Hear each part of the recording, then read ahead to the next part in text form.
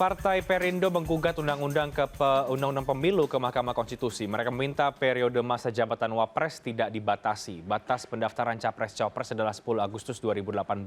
Artinya MK harus memutus perkara itu dalam waktu 3 pekan. Berdasarkan peraturan MK nomor 1 tahun 2018 tentang persidangan MK yang dikutip dari detik.com, jalan berliku harus ditempuh agar sebuah gugatan sampai diketok oleh MK. Tahap pertama adalah sidang panel. Tahap ini terdiri dari sidang pemeriksaan pendahuluan, sidang perbaikan permohonan, dan sidang pemeriksaan pokok permohonan dan atau pengesahan alat bukti. Selanjutnya, 3 hakim akan rapat untuk menentukan apakah materi gugatan layak naik ke sidang pleno atau tidak. Bila tidak layak, maka akan diputus perkaranya tidak diterima. Bila dianggap layak, materi akan diputuskan naik ke sidang pleno. Dan di tahap ini, sidang mendengarkan para pihak, mendengarkan keterangan ahli. Bila ahli lebih dari 1 dan waktunya tidak cukup disampaikan dalam 1 kali sidang, maka sidang akan ditambah lagi untuk mendengarkan ahli yang lain. Dalam kasus sidang gugatan asusila dalam KUHP, MK menggelar sidang keterangan ahli lebih dari 15 kali dan memakan waktu lebih dari 1 tahun. Tahap ini juga digelar sidang mendengarkan pihak lain dan sidang pengesahan alat bukti. Dan kemudian setelah sidang pleno, digelar rapat permusyawaratan hakim untuk membuat keputusan. Setelah itu dibuat draft untuk dibuat minutasi putusan. Dan tahap kelima adalah pengetikan putusan. Dalam praktiknya, pengetikan putusan tidak dibatasi waktu. Dan tahap terakhir adalah sidang pembacaan putusan. Dalam peraturan MK nomor 1 tahun 2018 tidak dibatasi waktu sidang. Berbeda dengan sidang pidana dengan terdakwa ditahan, maka maksimal 400 hari sidang. Ya, Wakil Presiden Yusuf Kala mengajukan diri sebagai pihak terkait dalam gugatan syarat cawapres di Mahkamah Konstitusi yang diajukan oleh Partai Perindo. Jika gugatan ini dikabulkan, maka peluang Jokowi JK Jilid 2 terbuka lebar.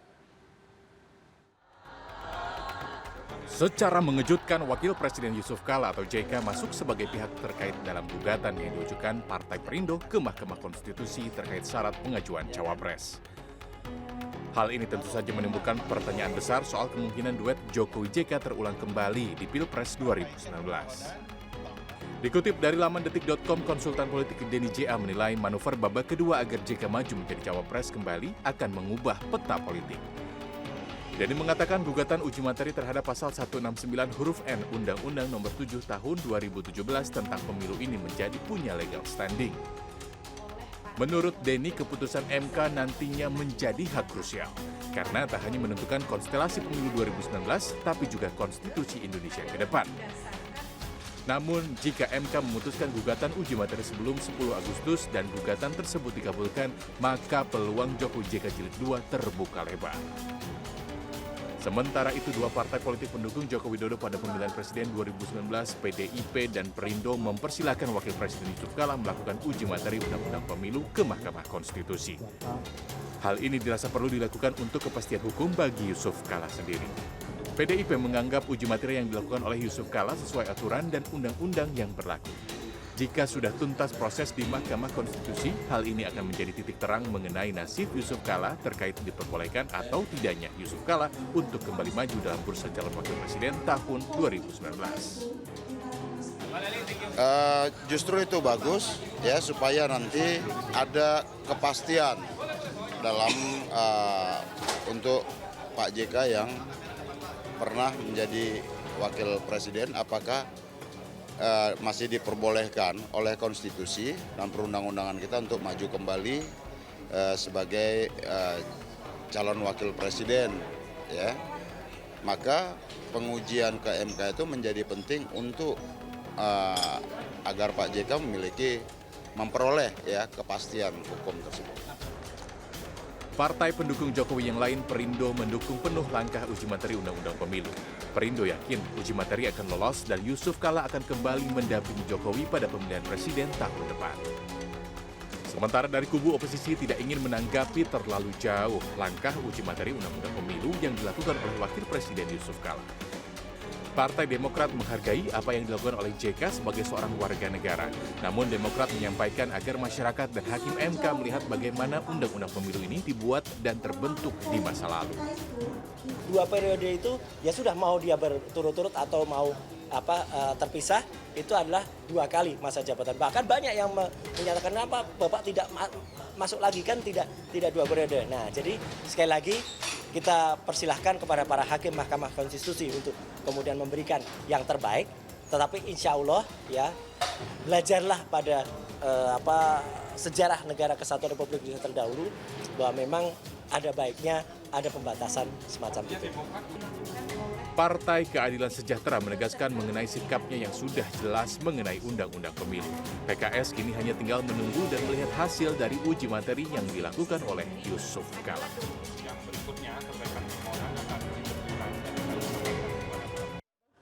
Ya, manuver JK jelang pendaftaran Capres-Cawapres dengan mengajukan gugatan uji materi Undang-Undang Pemilu mengenai masa jabatan Wakil Presiden mengundang banyak sorotan ataupun sebagian pihak menilai dengan mengajukan gugatan tersebut atau menjadi pihak terkait ya dari gugatan yang diajukan oleh Perindo secara implisit ini menunjukkan keinginan Wakil Presiden Pak JK untuk maju kembali menjadi Cawapres. Namun tidak sedikit pihak yang mengkritisi langkah JK karena dianggap melukai demokrasi tentang batas seseorang menjadi presiden atau wakil presiden. Apa sebenarnya implikasi politik ya dalam peta Capres-Cawapres pasca Pak JK ini ajukan gugatan? Dan untuk membahasnya, saya sudah bersama dengan narasumber saya di studio. Ada 2 orang di sini.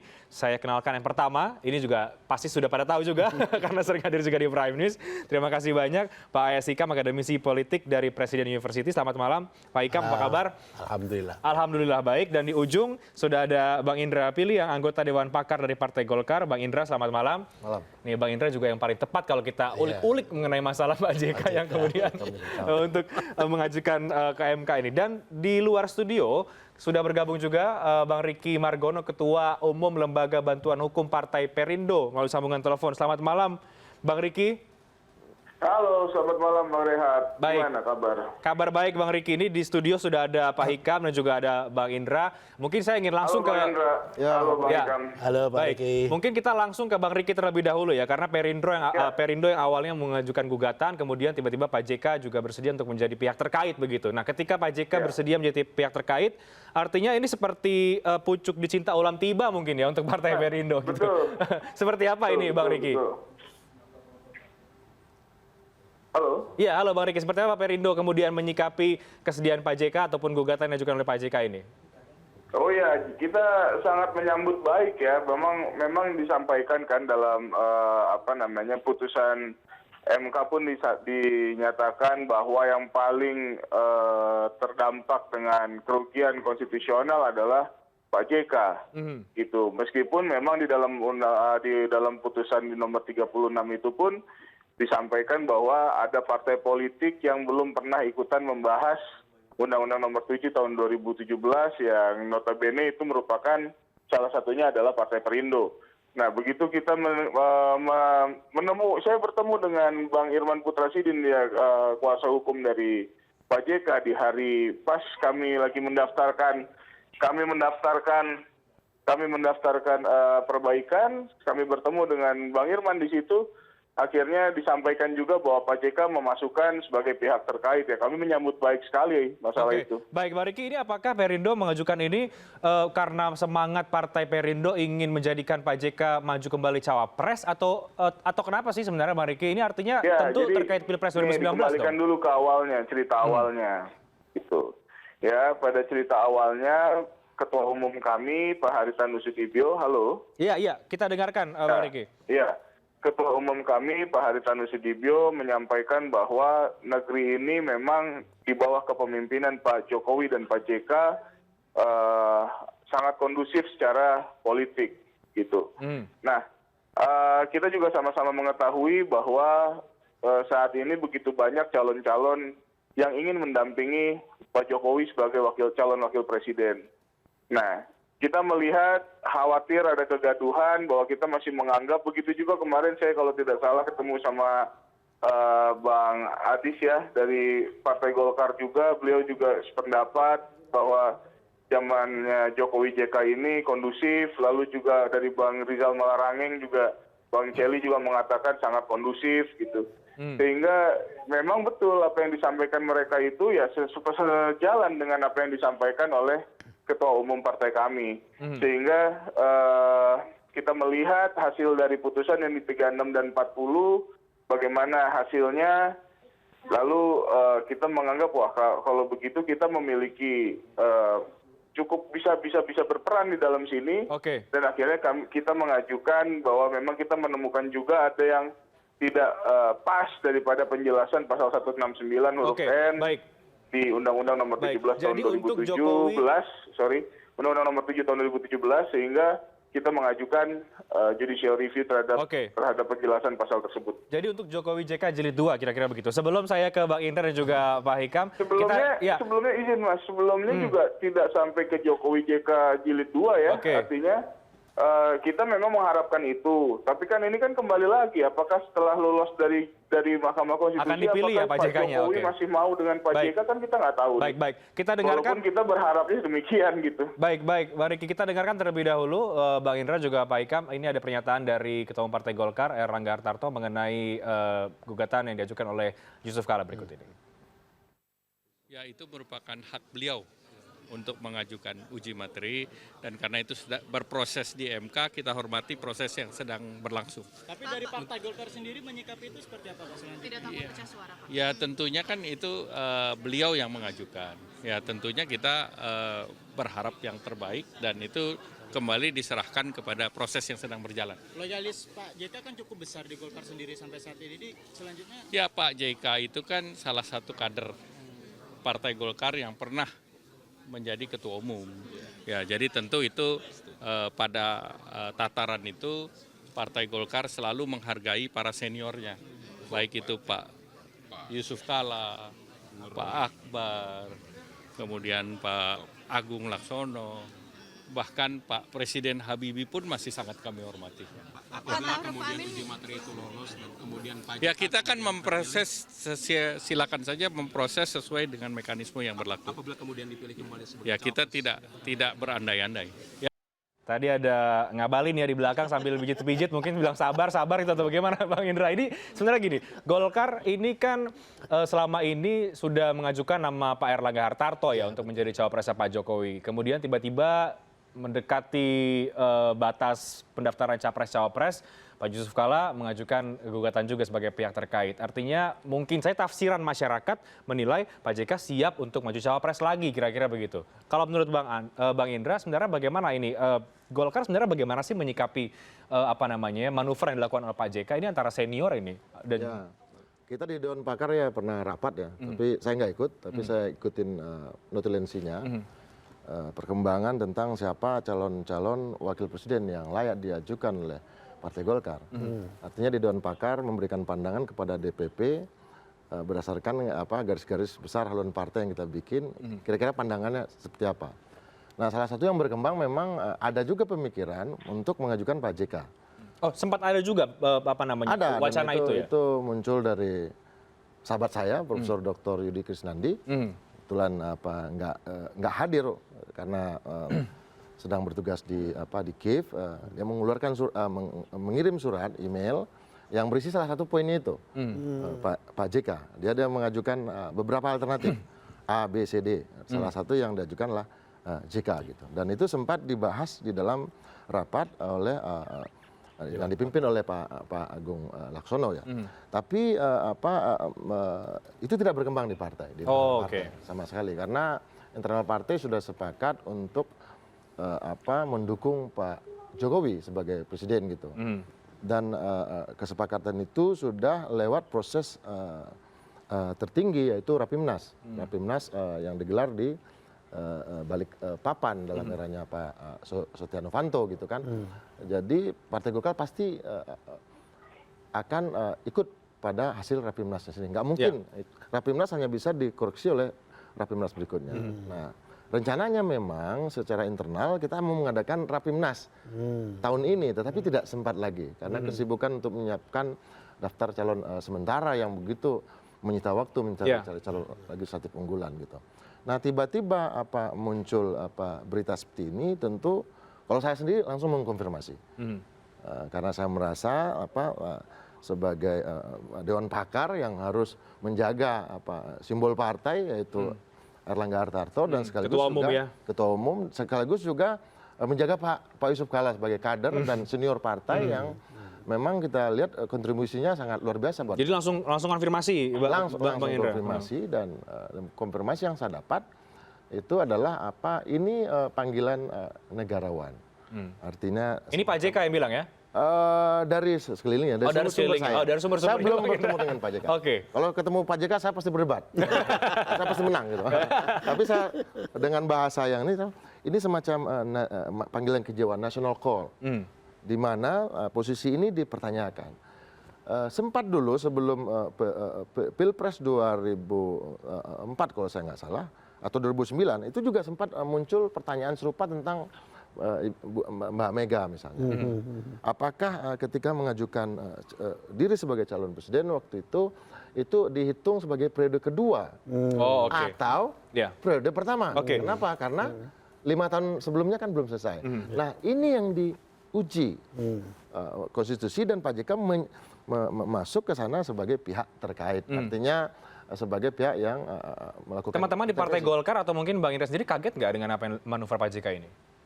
Kalau saya kenal Pak JK nggak kaget ya. Nggak kaget ya. Tapi kalau teman-teman yang lain misalnya para sudah sempat kader Partai Golkar. Saya kira teman-teman juga tahu Pak JK dan sudah sempat juga muncul ini. Atau sudah biasa mungkin Pak JK memberikan kejutan. Karena sinyalemennya justru bukan muncul dari Pak JK. Sinyalemennya ketika Pak Presiden Jokowi datang ke kantor Wakil Presiden waktu itu berkunjung ke kantor Wakil Presiden. Melakukan pertemuan antara ibu negara dengan Bu Mufidah juga, dan informasi yang saya dapat waktu itu Presiden meminta Pak JK untuk maju lagi berdua. Jadi sebetulnya nggak mungkin Pak JK tiba-tiba bergerak sendiri kalau nggak ada gerakan. Itu saya kenal betul Pak JK cara berpikirnya. Baik, usai jeda saya ingin langsung ke Prof. Hikam. Bagaimana kemudian langkah Pak JK ini bisa mempengaruhi konstelasi pemilihan capres-cawapres di menit-menit terakhir, implikasi seperti apa secara politik, kita akan bahas usai jeda. Prime News akan kembali sesaat lagi.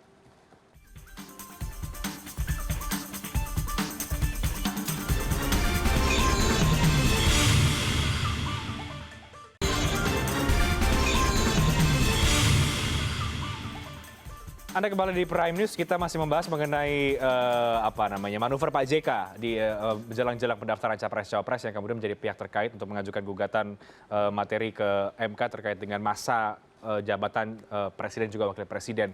Semakin menarik kita membahas ini, saya ingin langsung ke Prof. Hikam. Prof, seperti apa sih melihat kemudian implikasi secara politik di tengah masing-masing katakanlah koalisi Pak Jokowi yang masih mencari nama, mungkinkah ini menjawab kebuntuan atau sebenarnya ini satu hal tanda bahwa tidak ada orang lagi yang mungkin kader partai ataupun manapun tidak ada lagi yang kuat untuk bisa mendampingi Pak Jokowi di Pilpres 2019 nanti. Kalau misalnya Pak JK betul-betul ini diterima ya, misalnya gugatannya atau dia kabulkan. Ya, Mas Reinhardt, kalau saya sih melihatnya dari sisi yang lebih makro ya. Selalu saya melihat dari makro. Jadi kalau Mas Riki dan Bang Indra tadi kan Indra Piliang kan menunjuk dari self understanding atau pemahaman dari dalam dari partai masing-masing. Bahkan kalau Mas Indra ini lebih jauh lagi. Lebih dekat lagi. Lebih dekat lagi. Jadi pemahamannya sangat personal dan pengalaman. Kalau saya lihat dari konteks pergelutan partai-partai dan terutama dinamika menjelang Pilpres ini. Nah, pertanyaannya adalah benarkah Pak JK ini akan betul-betul maju untuk menjadi cawapres sehingga menggunakan Perindo, ataukah benar bahwa Perindo ini merupakan satu usaha tersendiri yang terlepas dari Pak JK. Ya kan begitu. Nah, kalau menurut saya dari dinamika yang sekarang ada itu sulit untuk melepaskan apa yang dilakukan Perindo itu dari kemungkinan manuver Pak JK untuk kembali menjadi calon wakil presiden. Jadi bukan sendiri Perindo gitu ya. Nanti kita tanyakan langsung ke Bang Riki. Iya, apapun yang dikatakan oleh Perindo itu ada self understanding yang diciptakan. Sebab kalau kita melihat kronologinya, kita akan bertanya kenapa Perindo?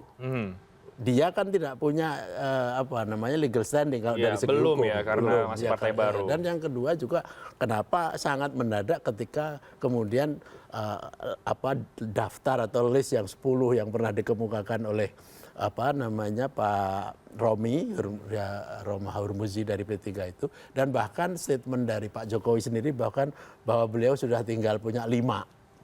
Nah, kalau kita lihat wacana publik, survei dan lain sebagainya secara makro, saya belum pernah lihat ada nama cawapres yang namanya Pak Yusuf Kalla. Yang pernah ada dari survei SMRC waktu itu bahwa calon presiden dan wapres itu yang paling top siapa? Itu kan nomor 1 Pak Jokowi, nomor 2 Pak JK, kemudian nomor 3 dan seterusnya. Itu aja. Nah, oleh sebab itu saya melihat kalau wacana dan kegiatan dari Perindo ini kemudian melebar, maka dia bisa mempunyai dampak pada dinamika yang ada baik kepada Pak Jokowi maupun kepada partai-partai. Sebab kita lihat tadi statement dari Ketua Umum Golkar saja kan tidak firm. Ya kan? Karena apa? Karena saya yakin di dalam batang tubuh partai Golkar ini sendiri, keinginan untuk mencalonkan Pak Airlangga Hartarto ini juga sangat besar, apalagi di backup oleh berbagai macam survei, nama beliau akan selalu ada. Dan seorang pimpinan partai politik itu sudah jelas sangat layak, makanya sih kita bisa paham orang seperti Romi, orang seperti Muhaimin Iskandar dan lain-lain itu punya aspirasi ke sana karena posisi beliau begitu. Dan untuk Pak Jokowi sendiri yang tadi sudah mempunyai 5 nama itu, kan sudah diomongkan di publik. Kalau orang Jawa mengatakan sabdo pandito ratu. Nah, ini bisa sabdo pandito ratu itu apa yang sudah diucapkan seorang pemimpin itu sama dengan kata pendeta. Tapi jadi kalau kemudian ada pihak yang menilai jika kemudian Pak JK mengajukan ini dan ini dikabulkan, ini disebut-sebut mencederai demokrasi begitu. Karena kan sejatinya kan pemimpin itu dibatasi. Ini kok artinya bisa sampai 15 tahun begitu, gimana? Mas Reinhardt kan tadi menanya soal dinamika yang sekarang ada. Kalau yang kedua tadi itu secara normatif demokrasi sangat betul bahwa paradigma yang diikuti oleh konstitusi kita ini adalah paradigma demokrasi konstitusional. Yang salah satu intinya adalah ada pembatasan masa jabatan. Dan oleh karena itu antara lain mengatur masa jabatan presiden dan wakil presiden. Nah, itulah kenapa ada reformasi Orde Baru menjadi reformasi itu antara lain karena itu. Nah, sekarang kalau kemudian dicarikan celah, yang namanya hukum dan politik itu akan selalu begitu. mencari celah-celah Anda lagi. mau bikin apa saja pasti akan celah, apalagi kalau seperti Mas Indra yang jago di dalam manuver politik itu akan menemukan saja. Nah, apalagi kayak begitu. Jadi selalu akan ditemukan itu, tetapi persoalannya secara fundamental memang seperti yang Mas Reinhardt katakan, itu banyak pihak yang merasa bahwa ini akan mencederai proses demokratisasi dan konsolidasi demokratisasi yang sampai sekarang di Indonesia belum terjadi dengan baik. Itu secara sangat filosofi yang ada. Tapi kalau saya melihat dari segi yang pragmatis sekali, ini persoalan ini adalah bisa menciptakan satu kegalauan baik di pihak Pak Jokowi sendiri atau partai politik. Nah, yang lebih parah lagi kalau menurut saya pribadi, Mas Reinhardt ya, Pak JK itu sudah pernah bilang bahwa beliau akan istirahat. Tapi tiba-tiba nggak jadi ya. Belum, artinya kan Pak JK juga tidak firm mengatakan dia pasti akan mencalonkan. Tapi orang berspekulasi ke situ. Dan itu valid ketika beliau kemudian menjadi pihak terkait. Jadi itu masih spekulasi. Makanya saya lihat kalau Pak JK kemudian setelah itu kemudian berbicara lagi merekonfirmasi bahwa saya ini memang akan beristirahat. Tapi bahwa saya membantu sebagai pihak terkait itu kan hak konstitusional saya. Nah, itu akan lebih bagus. Bang Indra, apa tanggapan Anda mengenai ini? Kalau kemudian ada pihak yang mengatakan kalau ini digabulkan artinya ini berbahaya untuk bukan berbahaya, maksudnya tidak baik lah begitu untuk konstitusi kita, untuk demokrasi kita, karena artinya nanti ini bisa menjadi permainan lagi, dicari-cari celah untuk bisa lebih lama lagi mendapatkan kekuasaan gitu. Ya, itu berarti tidak percaya pada hakim-hakim konstitusi dan pada konstitusi ini. Saya melihat ini jalan konstitusional, ini bukan jalan anarki.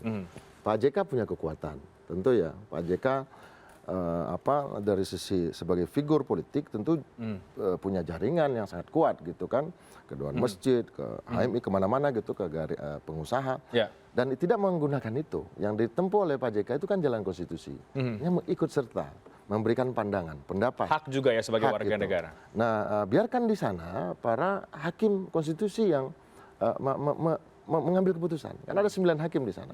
9 yang kekuasaannya di bawah konstitusi itu sendiri. Nah, saya melihat memang bisa jadi terjadi perdebatan. Misalnya di dalam pasal 7 Undang-Undang Dasar 45 itu disebutkan tentang masa jabatan 5 tahun. 5 tahun. Nah, Pak JK kalau nanti ada masa pendaftaran kan penetapan calon kan sekitar September, itu belum 5 tahun untuk periode kedua. Betul. Artinya baru 4 tahun. Baru 4 tahun Baru ya. 4 tahun. Nah, udah menyelesaikan masa jabatan 5 tahun. Artinya begini, kalau yang punya dan Pak SBY juga nggak akan bisa maju lagi. Ada yang mengatakan kalau ini diputuskan oleh Mahkamah Konstitusi berarti SBY bisa maju. Enggak, Pak SBY udah selesai 5 tahun keduanya. Artinya yang 5 tahun kedua Pak JK itu selesai pada tanggal 20 Oktober 2019. Per 21 Oktober itu baru JK maju sebagai cawapres, baru melanggar konstitusi. Itu dalam pengertian saya ya. Nah, artinya dalam setahun, itu kan cuma utak-atik-atuk. Enggak, dalam setahun ini bisa banyak yang dikerjakan. Orang bisa jadi master dalam setahun. Orang kalau misalnya dipensiunkan sebelum satu tahun berakhir, bisa marah seperti di DKI kan. Artinya biarkanlah para hakim yang berbicara, hakim yang memutuskan. Dan saya melihat ini bukan ambisi pribadi. Justru ini adalah semacam penjelasan yang ingin dicoba diambil oleh Pak JK untuk para pihak yang masih berspekulasi tentang keadaan ini. Kan yang menulis tentang masa jabatan Presiden dan Wapres ini dan Pak JK tidak bisa maju, itu kan para pengamat dulu. Jadi Indrayana udah nulis, teman saya kan. Kemudian Zainal Arifin Mokhtar udah nulis. Beberapa teman-teman, Pak JK belum ngomong. Tapi udah ditulis besar-besar bahwa ini begini-begini, kemungkinan kalah. Dan Pak JK itu orang yang nggak bisa ditantang seperti itu. Kalau dibilang kalah, dia bilang, oh enggak. Coba kita tes gitu. Saya melihat, biarlah ini jalan sendiri ya.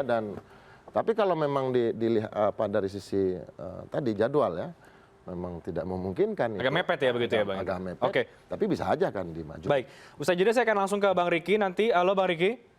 Ya.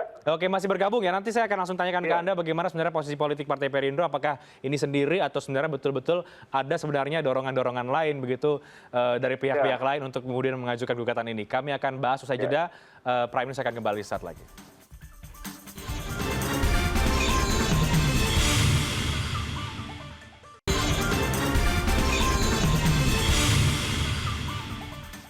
Anda kembali di Prime News, saya masih bersama dengan Pak Hikam dari Akademisi Politik dari Presiden University. Masih bersama dengan Bang Indra Piliang, anggota Dewan Pakar Partai Golkar. Dan Bang Riki Margono, Ketua Umum Lembaga Bantuan Hukum Partai Perindo. Kita banyak membahas mengenai apa implikasi politik dari apa yang dilakukan oleh Pak JK. Karena saya yakin kalau secara tata negara sudah banyak dibahas ya bagaimana konstitusional dan lain sebagainya. Tapi ini menarik karena ini manuver ini dilakukan di ujung-ujung mau pendaftaran capres-cawapres. Ada yang mungkin kaget, ada yang mungkin kalau Bang Indra tidak kaget begitu. Nah, saya ingin langsung ke Bang Riki. Tadi Bang Riki sebenarnya begini ya, kalau untuk Partai Perindo artinya memang ingin mengajukan Pak JK menjadi cawapres Pak Jokowi lagi gitu untuk menjawab kebuntuan koalisi, mencari nama begitu ya. Tapi sebenarnya Perindo ini datang sendiri atau memang ada dorongan juga dari Pak JK sebenarnya sih Bang Riki, karena tidak sedikit juga ada informasi bahwa ini Perindo juga kemudian menjadi salah satu yang didorong sebenarnya oleh Pak JK. Pada awalnya kita sendiri, Mas. Oh, pada awalnya sendiri. Kemudian berubah. Pada awalnya kita sendiri gitu. Pada awalnya kita sendiri, kita menemukan bahwa kita memiliki legal standing dan kita memang tidak menghubungi Pak JK ketika itu karena memang Pak JK sudah menyatakan bahwa dirinya ingin istirahat. Oke. Ya. Nah, begitu hari Jumat yang kemarin, kami ketika kami mendaftarkan perbaikan, di situ kami bertemu dengan Bang Irman Putra Sidit selaku kuasa hukumnya beliau. Gitu. Jadi pada saat itu mulailah kami berkomunikasi dengan mereka bahwa yang mereka sampaikan ini justru mengendorse kami gitu. Jadi akhirnya sekarang tercipta komunikasi yang baik. Oke, kalau dari nama-nama yang sejauh ini kan sebelumnya sudah beredar ya, ada 10 nama untuk cawapres Pak Jokowi, bahkan sudah mengerucut jadi 5. Tidak pernah ada disebut nama Pak JK, mungkin kira-kira begitu. Memangnya nama-nama yang lain ini kalau memang ditawarkan oleh Perindo untuk menjadi cawapres Pak Jokowi adalah Pak JK, tidak bisa menjawab kebuntuan koalisi atau belum bisa mendampingi Pak Jokowi untuk periode kedua misalnya, untuk di Pilpres 2019? Di pemikiran kami dari Partai Perindo itu sebetulnya simpel, Mas, gitu ya. Kenapa kami masih menginginkan Pak JK untuk menemani Pak Jokowi, gitu? Ya karena kita melihat bahkan ada survei juga dari Kompas yang kita baca juga, gitu ya. Itu memang mengatakan bahwa saat ini satu-satunya yang bisa mendampingi Pak Jokowi itu untuk bisa membuat negara ini tetap kondusif itu adalah Pak JK, gitu. Jadi yang lain dengan yang lainnya berebutan kursi wakil presiden dari Pak Jokowi gitu ya, sementara Pak JK dia diam-diam saja dan kita melihat bahwa hasil survei juga masih Pak JK yang memegang. Lalu kita juga melihat bahwa kalau ini sampai kondusif berarti negara kita sekarang kita ginilah, kita melihat yang kita khawatirkan adalah ini berpikirnya Pak Haritanu, Pak Ketua Umum. Dengan adanya Pak JK, maka negeri ini bisa kondusif, dengan negeri ini bisa kondusif, maka investasi bisa masuk dengan baik. Itu yang dipikirkan, salah satu yang dipikirkan. Jadi kita beranggapan bahwa jika politik kondusif, maka ekonomi negara pun akan kondusif. Seperti itu, Mas. Begini, kalau kemudian ada pihak-pihak yang menilai kalau kemudian ini diterima atau dikabulkan oleh MK, ini menjadi celah baru untuk para tokoh-tokoh politik kemudian melanggengkan kekuasaan mereka. Dari tadi dibatasi 10 tahun maksimal, artinya bisa 15 tahun dan lain sebagainya. Artinya itu seperti apa sebenarnya kita kembali dulu melihat kepada ini? Undang-Undang Dasar Pasal 7. Itu dikatakan bahwa ada kalimat sesudahnya di situ. Setelah 5 tahun dan dapat dipilih kembali sesudahnya. Ya, arti sesudahnya adalah kontinuitas gitu loh bagi kami. Jadi secara berturut-turut. Seperti Soeharto. Ya, secara berturut-turut. Nah, kalau kita melihat kepada penjelasan pasal 169 huruf N, itu dikatakan ada kalimat berturut-turut dan tidak berturut-turut. Artinya apa? Artinya penjelasannya ini sudah mengangkangi undang-undang dasar yang ada. Gitu. Nah, disinilah kita meminta bahwa tolong Mahkamah Konstitusi dapat menghilangkan kata tidak berturut-turut. Oke. Ini yang sedang Jadi kalau misalkan Pak JK ini sudah kemarin misalnya contoh di tahun bersama Pak SBY lalu tidak dijeda oleh Pak Budiono, artinya dengan Pak JK langsung dengan Pak JK, maka Pak JK sudah selesai, tidak bisa lagi mengajukan diri. Oke, baik Bang Riki, saya ingin ke Bang Indra, bagaimana ini kemudian ini kan ada waktu ya, yang harus diputus begitu ya. Melihat dari waktu ini sepertinya izin mengenai waktu, saya juga mau menambahkan sedikit. Oke, singkat Bang Riki. Ya, halo. Iya, silakan singkat saja. Iya, saya ingin menambahkan sedikit mengenai waktu. Mahkamah Konstitusi itu pernah memutus perkara dalam waktu 30 jam atau kalau saya tidak salah untuk masalah IKTP. Jadi kalau menurut saya pribadi ini kan dari tanggal 4 sampai tanggal 10 Agustus pendaftaran. Gitu ya. Jadi masih ada cukup waktu kalau menurut saya, kalau 5-10 hari lagi masih ada, saya rasa masih sangat cukup waktu karena Mahkamah Konstitusi pernah memutus perkara dalam waktu 30 sekian jam. Oke, baik. Saya ingin ke Bang Indra, bagaimana melihat ini kemudian ke depan dari setelah Pak JK mengajukan ini, kita masih menunggu ya hasilnya dari MK seperti apa, dinamika parpol juga seperti apa. Kalau dari Bang Indra melihat ini bagaimana kemudian ini? Kalau saya pribadi tentu lebih memilih ya Pak Jokowi tidak dengan Pak JK. Artinya kenapa itu Bang Indra? Ya alasan itu banyak ya. Salah satunya adalah periode Nawacita kedua jilid 2 ini. Saya anggap Nawacita jilid 2 ini periodenya culture, budaya. Kemudian soal-soal humanisme, kemudian soal-soal pemerataan, keadilan sosial. Hal-hal yang berbau revolusi industri, kemudian yang berbau digital, angkatan muda dan segala macam. Artinya, saya kalau ketemu Pak JK selalu nanya, Bapak masih ingat nama cucu? Masih ingat? Oh berarti Bapak masih muda. Tetapi dari sisi yang lain, tentu kita memerlukan pemimpin yang bisa menjembatani. Ada sekarang generasi Z yang sudah nanti pas pemilu 2019 mereka tuh sekitar 40% udah masuk menjadi pemilih gitu. Pemilu 2024 80% generasi Z ini udah masuk ke pasar politik dan mereka adalah pemilih yang sama sekali tidak berinteraksi dengan orang tuanya. Tidak bisa bicara kita 15 menit dengan mereka karena mereka pegang handphone terus. Artinya mereka hidupnya di sini gitu. Nah, generasi kayak gini saya kira harus didekati juga oleh generasi perantara yang bisa yang tidak jauh kira-kira begitu ya. Nah, Pak JK kalau kerja kan pakai telepon engkol. Jadi saya bilang, di WA kan nggak bisa Pak JK, nggak bisa main Twitter. Ya, itulah istilah sederhananya. Istilah sederhana ya. Kalau Pak JK bisa main Twitter, bisa tweet rumah saya, silakan maju presiden. Tapi kalau nggak calon wakil presiden, tapi kalau nggak bisa, ya bagaimana menjawab pertanyaan begitu banyak anak-anak muda yang sekarang kasihan.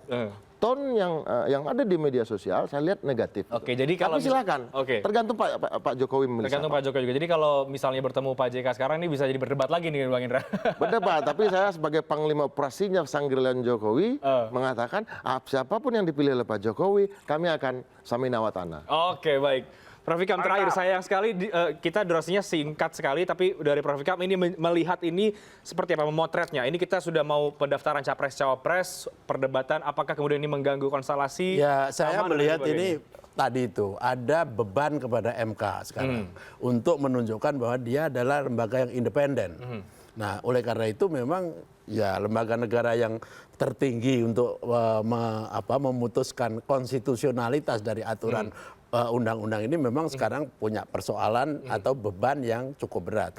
Tetapi kalau saya lihat dari pandangan terakhir dari Bang Indra, Indra dan dibandingkan dengan teman Pak Riki tadi itu menunjukkan betapa bedanya visi politik antara kedua partai itu.